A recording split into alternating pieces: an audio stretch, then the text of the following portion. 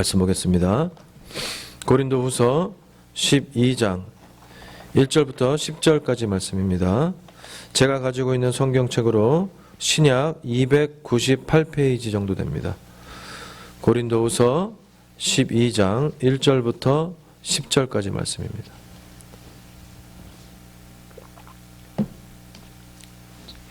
제가 가진 성경으로 298페이지 정도 됩니다.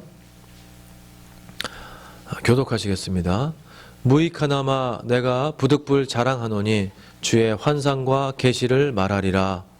내가 그리스도 안에 있는 한 사람을 아노니 그는 14년 전에 그때의 하늘로 갔더라. 그가 어머니에 있었는지 몸 밖에 있었는지 나는 모르거니와 하나님은 아시느니라. 내가 이런 사람을 아노니 그가 몸 안에 있었는지 몸 밖에 있었는지 나는 모르거니와 하나님은 아시느니라.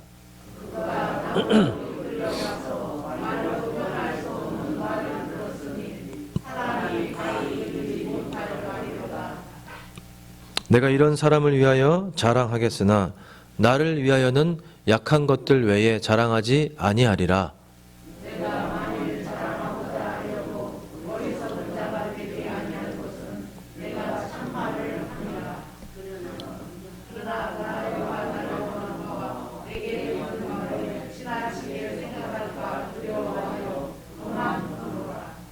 여러 계시를 받은 것이 지극히 크므로 너무 자만하지 않게 하시려고 내 육체의 가시 곧 사탄의 사자를 주셨으니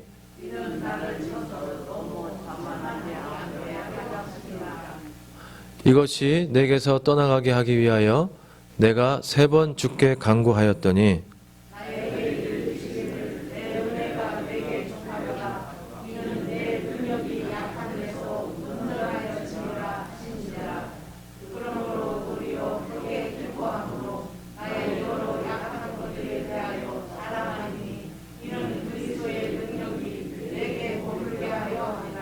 함께 읽습니다.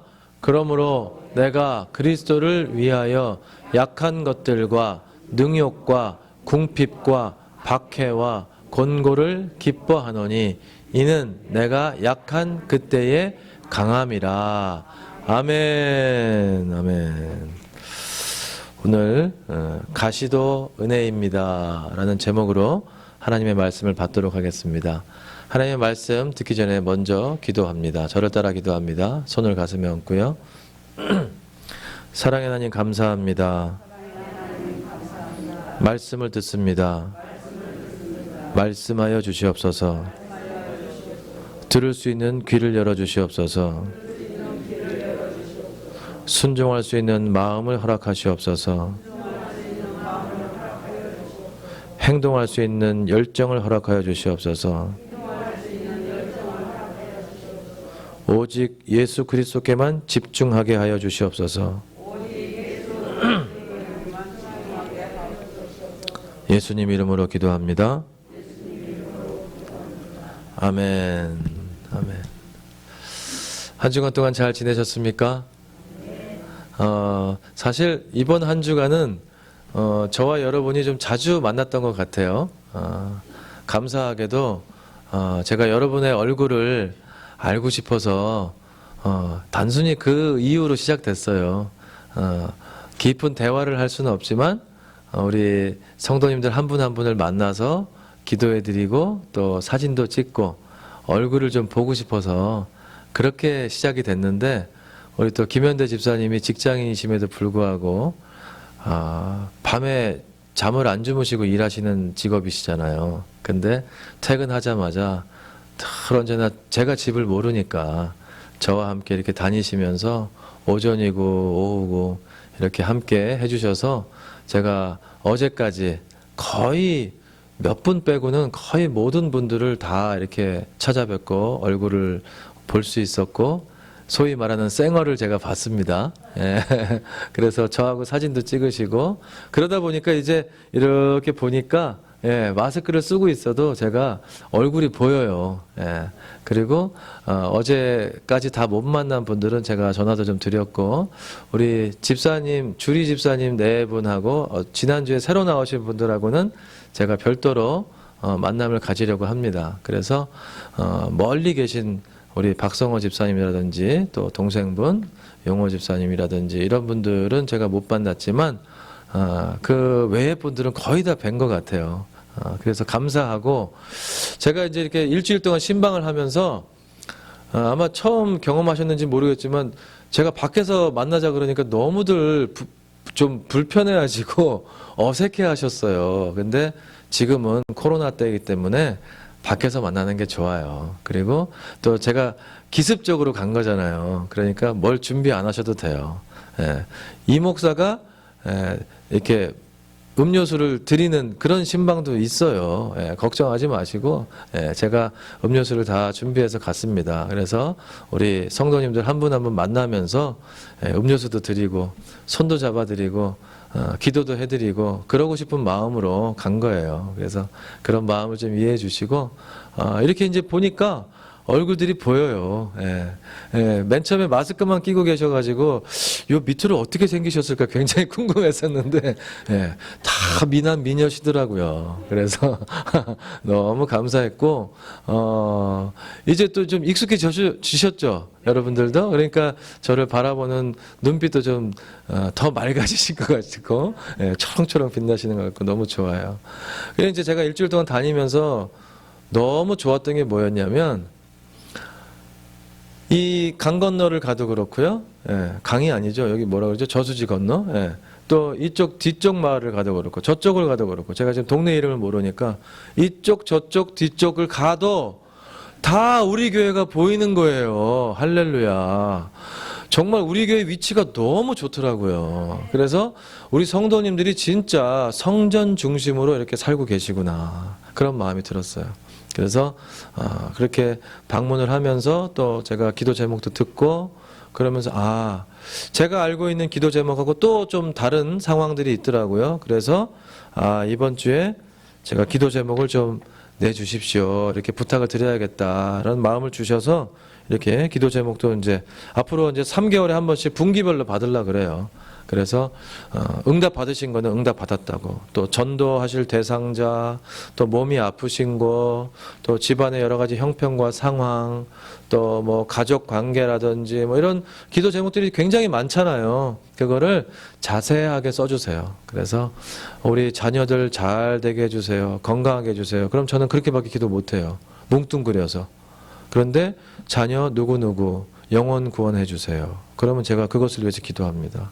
자녀 누구누구 예수님 꼭 만나게 해주세요. 직장 어디인데 정말로 사명을 가지고 잘하게 해주세요. 이렇게 구체적으로 적어주시면 제가 구체적으로 기도합니다. 그리고 아프신 것도 저만 봐요. 다른 분 안 보여드립니다. 그래서 구체적으로 수술 이력이 있으신 분, 항암 투쟁하시는 분들 여러 가지 내용들이 많아요. 그러니까 지난번 연말 때 낸 분 그거 이외에 변동사항이 생기신 거는 똑같은 건 안 적으셔도 돼요. 그래서 변동사항 생기신 것만 적어주시고 지난번에 내셨는데 응답 받으신 거 예를 들어서 자녀 출산 기도하시는 분이 있는데 출산하셨다 그러더라고요. 예를 들어서 뭐 군대 가는데 군대 간 뭐 이런 상황들이 변하는 게 있잖아요. 그죠? 제대했는데 계속 제가 군대에서 잘 있게 해주세요. 이렇게 기도할 수 없잖아요. 그런 것들을 변동사항을 저에게 알려주시면 제가 기도하겠습니다. 제가 이렇게 쭉 다니면서 우리 성도님들에게 제일 많이 들은 기도 제목이 무엇일까요? 크게 얘기하셔도 돼요. 건강. 단 한 분도 건강에 대한 기도를 부탁 안 하신 분이 없었어요. 제가 가지고 있는 이 패드 안에도 여러분의 기도 제목이 다 들어있거든요. 제가 쭉 올리면서 보는데 그 안에도 거의 100% 건강에 대한 기도 제목은 다 있더라고요. 그 외에 뭐 물질적인 것, 관계적인 것, 뭐 상황적인 것 이런 것들이 쭉 있는데 건강은 다 있더라고요. 육신이 이제 나이가 연로하시게 되니까 육신을 많이 사용하니까 아픈 곳이 발생이 될 수밖에 없어요. 우리 인간이니까. 그래서 저도 이제 아프기 시작하는데 우리 어르신들은 얼마나 또 불편한 부분이 있겠어요. 그래서 그러면 성경에서는 그런 육체의 연약함에 대해서 어떻게 우리에게 말씀하시는가?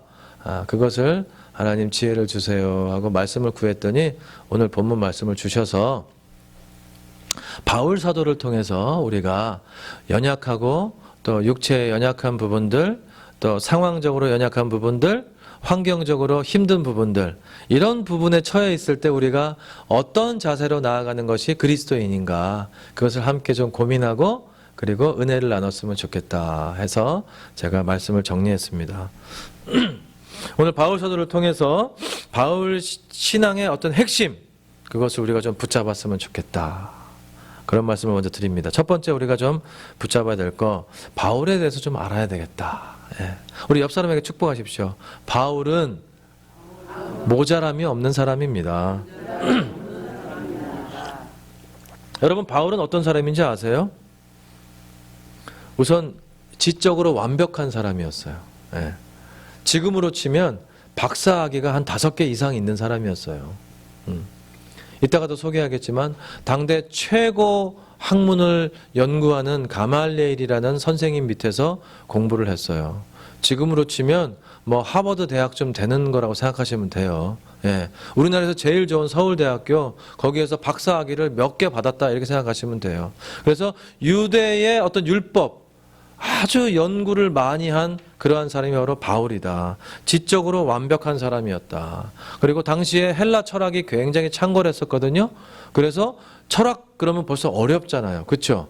예, 철학자 이러면 굉장히 어려운 사람이에요. 말도 굉장히 쉬운 거를 어렵게 하잖아요. 그렇죠? 그래서 이게 이거라는 얘기인지 저거라는 얘기인지 못 알아들을 정도로, 예, 그렇지 않지 아니하지 않습니까? 무슨 말이에요? 몰라요. 못 알아들어요. 철학자들이 그렇게 어렵게 말을 꼬아놨어요. 그런데 바울은 그러한 철학자들하고도 서로 변론하면서 대화할 수 있는 정도의 지적인 능력을 가지고 있는 사람이었어요. 그래서 아테네에 많은 철학자들이 모였는데 그곳에서도 바울이 서로 대화하면서 복음을 전하는 그러한 사람이었어요. 그러니까 대단한 사람이었죠.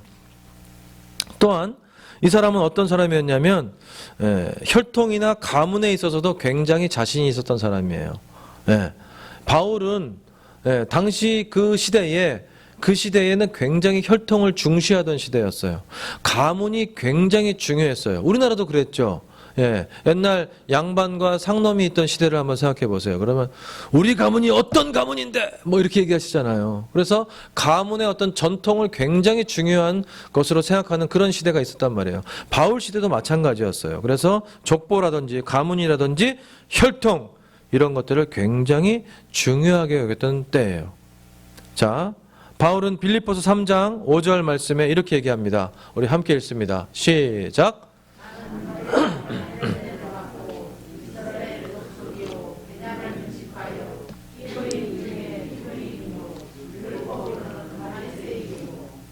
네, 내가 태어나서 8일 만에 할례를 받았다. 나는 이스라엘 백성으로서 완벽한 율법을 지키고 있다. 이걸 얘기하는 거예요. 나는 이스라엘의 족속이고 베냐민 지파다. 나는 왕족이다, 이거예요. 그리고 히브리인 중에 히브리인이고 너희들이 무시할 수 없는 그런 사람이다. 율법으로 말하면 정말로 율법으로 완벽하려고 했던 그 바리새인들, 바리새파 사람들, 그 사람에 내가 속한다. 그리고 열심으로는 뭐예요? 교회를 핍박할 정도로 내가 열심을 다했다. 왜냐하면 여러분 한번 생각해 보십시오. 우리 가족 중에 신천지에 간 사람이 있다 그러면 어떻게 돼요? 큰일 나는 거죠. 난리 나는 거죠. 그러니까 어떻게 해야 돼요? 그 가족을 빨리 그곳에서 빼내와야 되잖아요. 그러니까 적당히 대충 뭐 대충 있다 오겠지, 이게 아니잖아요. 빨리 빼내야 되니까 열심을 다해야죠. 어떻게든 백방으로 알아봐서 그 가족을 그곳에서부터 빨리 빼내야 된단 말이에요. 그런 정도의 열심을 가지고 바울이 기독교인들을 탄압했어요. 왜냐하면 당시 유대교인이었기 때문에 바울은 하나님을 믿는 유대인으로서 예수를 믿는 저 사람들은 이상한 사람들이에요. 이단인 거나 마찬가지였어요. 그런 입장이어서 나는 내가 하나님의 율법을 지키는 사람으로서 저 사람들을 내가 빨리 빼내든지 아니면 징벌을 하든지 내가 그 일을 사명을 가지고 내가 감당해야겠다. 그래서 열심을 다한 거예요. 아시겠죠? 그래서 바울은 그런 열심이 있었던 사람이었어요. 그리고 율법으로는 뭐예요? 의로는 흠이 없는 자다. 이렇게 얘기할 정도로 자신감 있게 당당하게 얘기했어요. 이 같은 조건은 당시 최고의 명문 가문에 그리고 정치, 경제, 사회적으로 거의 완벽한 조건을 갖춘 그러한 사람이었다는 거예요. 거기에다 학벌로는 제가 아까 얘기했죠. 가말리엘 명문화에서 정말로 그 아주 유명한 선생님 밑에서 공부를 한 사람이에요. 그러니까 모든 조건을 세상의 기준과 잣대로 봤을 때는 정말 이야 완벽하다, 최고다 이렇게 여길 정도로 최고의 조건을 갖춘 사람이 바로 바울이었어요. 최고의 명문학파, 최고의 집안, 최고의 조건을 갖춘 거기에 로마의 시민권까지 가지고 있던 사람이었어요. 그래서 로마 군인들이 바울을 함부로 할 수가 없었어요. 하나님이 그런 사람을 선택하셨습니다. 이 로마 시민권을 가지고 있는 바울은 나중에 결국 그 시민권 때문에 로마 시민권을 가지고 있으면요 이스라엘에서 재판을 받지 않아요. 로마 황제 앞에 가서 재판을 받습니다. 그래서 그 자리에 가서 바울이 복음을 전할 수 있는 그러한 기회를 갖게 되는 거예요. 하나님은 그 모든 조건을 갖추고 있는 바울을 이방의 사도로 선택하셔서 부르셨어요. 할렐루야. 완벽한 조건을 갖추고 있는 사람이었어요. 예. 그런 사람, 결정적인 자질, 거기에 플러스 영적인 부분도 완벽했어요. 세상이 보는 조건도 완벽한데 거기에 플러스 우리 크리스찬이 바라봤을 때 이야 정말 저분은 대단하시다. 왜? 손을 얹고 기도하면 막 병자가 나아요. 예수님처럼 치유의 역사가 일어나요. 아까 우리 그 장로님 기도하신 것처럼 정말로 제가 선포하며 기도하면 신유의 은사가 임해서 치유의 역사가 일어나는 우리 옥상교회 되기를 간절히 바랍니다. 우리 장로님들이 손을 얹고 기도하면 신유의 은사가 임해서 정말로 하나님께서 치료하실 줄로 믿습니다. 우리 권사님들이 모여서 합심하여 손을 얹고 기도하면 그런 치유의 역사가 일어나는 그런 교회가 되기를 소망합니다. 바울 사도가 그런 능력을 가지고 있는 사람이었어요.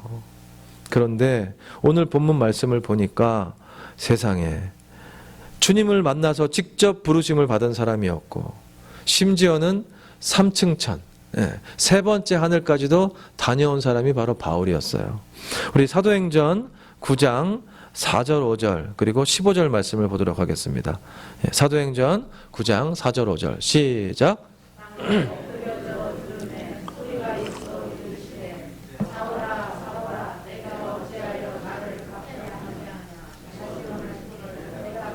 주여 누구시니까 이르시되 나는 내가 박해하는 예수라. 여기까지가 이제 5절이고요.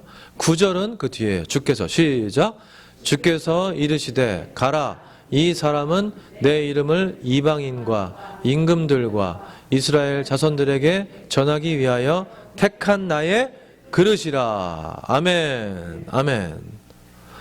예수님께서 친히 부르신 사도예요. 하나님께서 이방 백성들을 구원하기 위해서 선택한 사도예요. 그러니까 그 영권이 대단하겠죠. 그죠? 세상의 기준도 완벽한데 거기에 플러스 하나님께서 직접 친히 선택하셔서 불러 세우신 사도예요.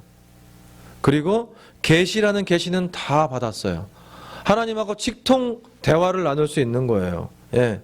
그리고 아까 말씀드린 심지어는 3층 천, 즉 오늘 말씀 보니까 2절에서는 셋째 하늘 그랬고 4절에서는 낙원 이랬어요. 예. 3층 천, 셋째 하늘, 즉 낙원이라고 일컬어지는 그 셋째 하늘까지 갔다 온 사람이 바로 바울이에요. 바울은 이렇게 한 사람의 신앙인으로서 거의 완벽한 그런 조건을 갖춘 인물이에요. 학식이라든지 명예라든지 학벌이라든지 혈통, 가문, 또 열심, 정열 하나 버릴 것이 없는 사람이었어요. 이런 사람이 바로 바울이었어요. 아주 완벽한 사람, 모자람이 없는 그런 사람이었어요. 그런데 그러면 여러분 그렇게 완벽한 사람이 회심해서 하나님의 그 일을 감당한다 그러면 하나님은 어떠시겠어요? 기쁘시겠죠. 저는 이 찬양 참 좋아해요. 나 주님의 기쁨 되기 원합니다. 나 주님의 기쁨 되기 원합니다. 여러분도 주중에 이 찬양 많이 불렀으면 좋겠어요. 나 주님의 기쁨 되기 원하네. 이 찬양을 좀 많이 불렀으면 좋겠어요. 그러면 내가 뭐가 돼요? 주님의 기쁨이 될 수 있는 거예요. 주님의 기쁨이 되면 어때요? 내 마음이 기뻐요. 내 마음이 기쁘면 교회가 기뻐요. 교회가 기쁘면 하나님이 그 모습을 바라보면 어때요? 하나님도 기쁘시죠. 예, 기쁜 우리 성도들과 사역하는 목사도 어떻겠어요? 기뻐요. 제 목회 철학은 성도가 기쁘고 목회자도 기쁘고 그것을 바라보는 하나님도 기쁜 그러한 우리 신앙생활이 되길 바라고 그러한 목회가 되기를 바랍니다. 예, 그래서 나는 주님의 기쁨이 되기를 원합니다. 그렇게 찬양하면서 기도하면서 나아가면 기쁜 일만 계속해서 반복해서 생길 줄로 믿습니다. 지금 완벽한 바울이 주님의 기쁨인 바울이 오늘 본문 말씀을 보니까 뭐가 있어요? 몸에? 가시가 있대요. 가시가. 여러 계시를 받은 것이 지극히 크다. 내가 하나님한테 받은 것이 너무나 커서 내가 자만할 수 있는데 자만하지 않게 하기 위해서 내 육체에 뭘 주셨다고요? 가시를 주셨다. 근데 그 가시가 뭐라 그래요? 사탄의 사자. 얼마나 고통스럽고 얼마나 괴로우면 저런 표현을 사용했겠어요. 정확한 거는 뭔지 모르겠어요. 어쨌든 어떤 분은 안질이다, 어떤 분은 우울증이다, 여러 학자들이 바울 사도가 앓고 있는 병이 있었을 것이다 라고 얘기해요. 우리가 세상 살면서 제일 힘들었을 때 앓고 있는 병, 여러분이 갖고 있는 것들 있죠? 예, 그것도 생각하시면 돼요. 정말 진통제가 없이는 하루도 견딜 수 없는 상황, 밤에 잠도 못 자고 너무 아파가지고 밤에 벌떡벌떡 깰 때 그 상황, 예, 내가 돈 떼어가지고 그 사람을 생각하면 잠을 잘 수가 없어요. 예, 그런 마음 상태, 육체의 연약함, 이런 상태였을 거예요. 어떤 건지 모르지만 하여튼 바울이 오죽하면 하나님 제발 이거를 좀 나에게서 좀 가져가 주세요 라고 몇 번 기도했다고요? 3번. 3번이나 기도할 정도로 주님께 간절하게 이걸 좀 떠나게 해달라고 간절하게 간구했던 그 질병, 그 아픔, 고통, 힘듦, 네, 그것이 바로 뭐라고 표시돼요? 가시라고 표현되어 있어요. 네. 말씀 보니까 내 육체 가운데 하나님이 가시를 심어놨다 그렇게 얘기했어요. 네. 가시. 그런데 영적으로 지적으로 완벽했던 그 바울이 하나님께 칭찬 듣고 하나님이 좋은 것으로만 채워줄 줄 알았는데 이 바울에게도 가시가 있다는 거예요. 이 바울에게도 힘든 상황이 있다는 거예요. 여러분 믿겨지세요? 가만히 생각해보니까 우리도 그런 것 같아요. 내가 그래도 20대 때 하나님께 헌신하겠다고 탁 나가가지고 그렇게 발버둥 치면서 세상에 살면서 그렇게 달려왔는데 내가 나이 들어서 40대 때 예수님을 만났는데 한번 생각해 보세요. 여러분의 신앙의 여정을 쫙 한번 돌아보세요. 그래서 예수님을 만나고 뜨거워지는 마음을 가지고 정말 불타오르는 그 마음을 가지고 내가 교회에 와서 헌신해야겠다, 섬겨야겠다, 봉사해야겠다. 그래서 열심을 다해서 말씀 읽고 기도하고 찬양하고 예배하면서 밖에 나가서 이 뜨거운 마음을 어떻게 감당할 수 없어가지고 예수님 믿으세요. 예수님만이 여러분의 문제를 해결할 수 있습니다. 뭐 이러면서 방방 뛰면서 전도하고, 그죠? 또 여기 나와서 찬양하고 식당에서 섬기고 봉사하고 할렐루야 반갑습니다 안내하고, 예, 우리 성도들을 반갑게 안아주고 열심을 다해서 그렇게 봉사하고 섬겼어요. 그런데 어느 날 나의 열심을 가지고 했더니 집에 가니까 가만히 생각해 보니까 이거 이렇게 열심히 했는데 하나님이 나한테 상을 못 주시었지언정 어떻게 우리 집 상황은 이렇게 어렵고 힘들지? 왜 나한테는 몸에 이렇게 어려움이 있지? 왜 내가 암에 걸려야 되고 내가 이렇게 고통을 받아야 되고 우리 가족이 왜 이렇게 힘들어야 되지? 이런 상황들 한 번씩 다 있었잖아요. 그죠? 저도 있었거든요. 그때 우리가 첫 번째 태도와 두 번째 태도가 있는 거예요. 첫 번째는 불평, 불만을 할 수 있어요. 두 번째는 기뻐하며 감사함으로 나아갈 수 있어요. 자, 어느 거를 선택하냐에 따라서 여러분의 인생이 바뀝니다. 예. 오늘 말씀을 보니까 바울은 자기가 너무 힘들고 어려운 상황인데 그것이 바로 뭐예요? 나를 자만하지 않게 하려고 7절에, 그리고 8절 보니까 내가 3번 주님께 간구했는데 9절 보니까 하나님이 이렇게 말씀하신 거예요. 내 은혜가 내게 족하다. 내 은혜가 내게 족하다. 그러니까 네가 그 능력이 어디서 나오는지 아니? 너의 그 연약함에서 나오는 거야. 네가 지금 일어설 수 없고 힘들고 좌절하고 넘어져 있을 수밖에 없는 그 상황 가운데 나에게 매달리니까 내가 그것을 통해서 너에게 역사하는 거야. 그렇게 말씀하시는 거예요. 이거를 바울이 깨달은 거예요. 아, 내가 좀 제발 이 고통 가운데 나를 좀 풀어줬으면 좋겠다 해서 하나님께 3번이나 매달려서 기도했는데 하나님의 응답은 뭔지 아세요? 아니야. 그렇지 않아. 네가 그렇게 힘들기 때문에 그 힘든 것 때문에 내게 더 매달리게 되잖아. 그러니까 그 매달림으로 인해서 내가 너에게 은혜를 주는 거야. 내 은혜가 내게 족한 거야. 할렐루야. 네, 거기 보십시오. 내 은혜가 내게 족하도다. 이는 내 능력이 어디서 온다고요? 나의 약한 데서, 그것이 약한 데서 하나님이 능력 주셔서 온전하여져 가지고 내가 그것을 힘을 받아 가지고 내가 나아갈 수 있다. 할렐루야. 그거예요. 우리가 이 원리를 분명하게 깨달으면 힘들어도 그 힘든 상황이 이제 뭐가 되는 거예요? 감사와 찬양이 되는 거예요. 할렐루야. 여러분, 저와 여러분이 어렵고 힘든 가운데 있지만 그 가운데에서도 감사와 찬양을 찾으시기를 축복합니다. 우리 모든 옥산교회 성도님 한 사람 한 사람들 육체적으로도 힘들고 가정 환경으로도 힘들고 여러 가지 어려운 상황이 있지만 그 상황을 바라보면 힘든 것밖에 없어요. 그렇죠? 그렇지만 그 힘든 것을 뛰어넘어서 하나님의 뜻이 어디 있는지를 찾으면 그 힘든 상황이 이제는 큰 벽처럼 보이지 않고 작은 상자처럼 보일 줄로 믿습니다.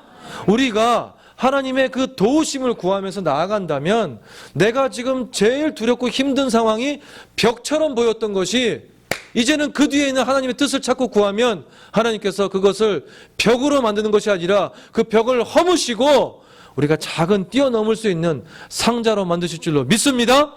그래서 우리가 우리 연약함을 통해서 하나님의 도우심을 구하게 되고 그래서 하나님이 우리를 사용하셔서 하나님의 크신 뜻을 이룰 줄로 믿습니다.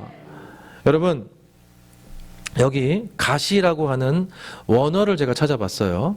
가시라고 하는 원어는 스콜로푸스라는 건데 뭐 이 말은 몰라도 돼요. 근데 뜻은 굉장히 중요해요. 우리가 손에 가시 찔려서 아프죠. 그런데 가시 찔려서 그럼 느낌이 어때요? 가시 정도는 뭐 빼면 되지 뭐 이 정도잖아요, 느낌이. 근데 원어를 찾아보니까 이 가시가 뭔지 아세요? 말뚝이에요, 말뚝. 자, 보십시오. 나의 육체 가운데 하나님께서 내가 자만하지 말고 교만하지 말라고 가시를 심으셨다. 자, 이런 느낌하고 내가 자만하지 말고 교만하지 말라고 나에게 말뚝을 박으셨다. 느낌이 어때요? 완전 다르죠. 그렇죠? 가시는 별거 아닌 것 같았는데 원뜻을 보니까 뭐라고요? 말뚝이에요, 말뚝. 하나님께서 나에게 자만하지 말라고, 교만하지 말라고, 너 그렇게 완벽하고 정말로 능력 있고 아는 거 많고 한 일 많은데 교만하지 말아라. 그리고 너의 그 연약함으로 인해서 내가 너에게 능력을, 은혜를 공급하노라. 아멘? 아멘? 그러니까 이제는 우리 가운데 말뚝이 박힌 바울도 그것을 견뎌내고 이겨내고 그것을 감당하면서 하나님, 내가 하나님 주시는 은혜에 감사합니다. 할렐루야. 기뻐한다 그랬어요. 오늘 말씀을 보세요. 10절. 그러므로 내가 그리스도를 위하여 약한 것들과 능욕과 궁핍과 박해와 공고를 뭐 한다고요? 기뻐하노니. 바울 사도는 우리의 신앙의 선배인 줄로 믿습니다. 신앙의 선배가 우리에게 좋은 조언을 해주는 거예요. 여러분, 내가 처해 있는 상황과 환경이 어렵습니다. 힘듭니다. 공고합니다. 박해받고 있습니다. 육체적으로 질병이 있습니다. 그러나 그러한 상황 가운데서도 내가 주님께 불평하는 것이 아니라 뭐 한다고요? 기뻐합니다. 주님께 감사와 찬양과 영광의 박수를 올려드립니다. 주님, 감사합니다. 감사합니다. 주님, 나는 주님의 기쁨이 되기를 원합니다. 내가 이런 힘든 상황 가운데 있어도 내가 주님께 감사를 올려드립니다. 우리 이런 신앙 고백하는 저와 여러분에게 간절히 바랍니다. 그래서 어떠한 상황과 환경 가운데서도 주님을 신뢰하고 나아가면 내 은혜가 내게 족하다. 이 말씀을 우리가 받았으면 좋겠어요. 그리고 우리가 역전된 믿음을 가지고 어떠한 상황 가운데서도 우리가 기쁨으로 나아가는 우리 옥상교회 모든 성도님 다 되기를 축원합니다.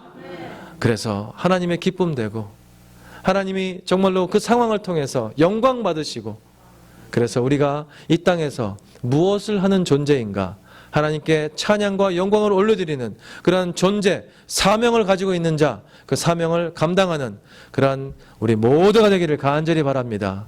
한 주간 동안 승리하십시오. 어려움과 힘든 가운데서도 감사하기를 축복합니다. 기뻐하십시오. 찬양과 영광을 올려주시기를 간절히 바랍니다. 함께 기도하겠습니다. 사랑의 하나님 감사합니다. 우리가 살아가면서 여러 가지 어렵고 힘든 가운데 있지만 눈앞이 캄캄하고 암담해서 정말로 정신을 차릴 수 없는 상황도 있습니다.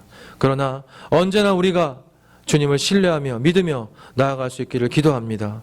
늘 기도하지만 그 기도에 응답이 없어서 실망할 때가 있습니다. 좌절할 때가 있습니다. 어려운 일을 겪는 과정들이 너무나 힘이 듭니다. 그러나 오늘 정답을 찾았습니다. 하나님의 은혜가 나에게 족합니다. 나에게 주신 그 가시가 은혜임을 믿습니다. 하나님, 이 땅을 살면서 우리가 육체의 연약함과 또 상황과 환경의 연약함으로 인하여서 어렵고 힘들지만 그것을 바라보지 않게 하시고 그 모든 상황 가운데 나에게 청해 있는 능욕과 궁핍과 박해와 곤고를 기뻐하며 나아가는 우리 모두가 될 수 있도록 인도하여 주시옵소서. 그래서 내가 약할 때 그때가 강할 수 있음을 믿사오니 하나님 나에게 은혜 더하여 주시옵소서. 주께서 함께할 줄 믿사옵고 감사하며 예수님 이름으로 간절히 기도하옵나이다.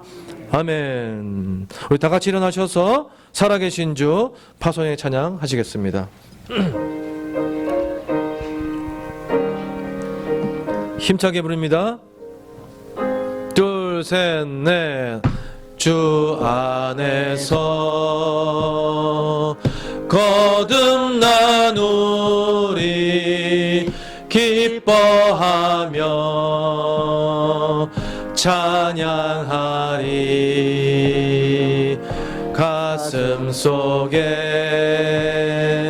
넘치는 확신, 우리의 가는 길에 소망 넘치네. 아멘. 살아계신 주